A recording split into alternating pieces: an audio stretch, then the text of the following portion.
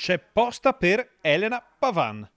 In questi giorni la cassetta delle lettere istituzionale del sindaco di Bassano del Grappa è letteralmente sommersa di posta perché alcuni temi che erano rimasti silenziosi per qualche tempo stanno tornando a galla.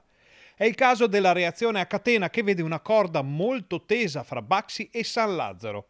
Su questa corda ballano l'ex Iar, gli spazi di cui la multinazionale ha bisogno per le nuove linee di costruzione, i capannoni di Pengo e i progetti che quest'ultima azienda vorrebbe veder realizzati nelle campagne di San Lazzaro. E così, dopo la durissima lettera scritta dai presidenti dei quartieri Borgo Zucco, Pre, Merlo, San Lazzaro e Santa Croce, nella quale si parla della situazione legata alle richieste di Baxi senza tanti giri di parole, arriva ora alla sindaca un'altra comunicazione. A scrivere a Elena Pavan sono le rappresentanze sindacali unitarie di Baxi che raggruppano sotto un'unica firma FIM, FIOM e WILM. Insomma, un fronte sindacale in grado di rappresentare un numero di lavoratori davvero importante.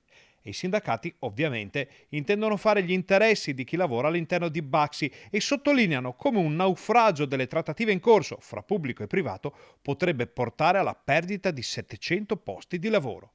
D'altronde, lo spettro della delocalizzazione è stato più volte evocato dalla multinazionale.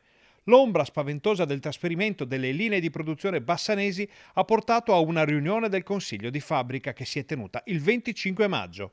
Da questa riunione è emersa la richiesta di una tutela degli interessi dei lavoratori di Baxi, oltre ad aspettative piuttosto urgenti sulla risposta chiesta dall'azienda al comune. L'ultimatum, come ormai è chiamato a Bassano e dintorni, è scaduto a fine maggio, ovvero 3 settimane fa, ma dall'amministrazione di Elena Pavan, fanno sapere i sindacati, non sembra essere pervenuto alcun segnale. Il silenzio ha innervosito lavoratori e sigle sindacali che con la lettera del 20 giugno chiedono al sindaco un incontro con il consiglio comunale e con tutte le parti coinvolte nel progetto. Capitale, impresa, lavoro e ambiente possono stare assieme se il progetto è costruito a più mani, conclude la richiesta, che si aggiunge a quelle già inoltrate alla Pavan dai cittadini, dai quartieri, dagli ambientalisti e dalla città in generale su questa reazione a catena.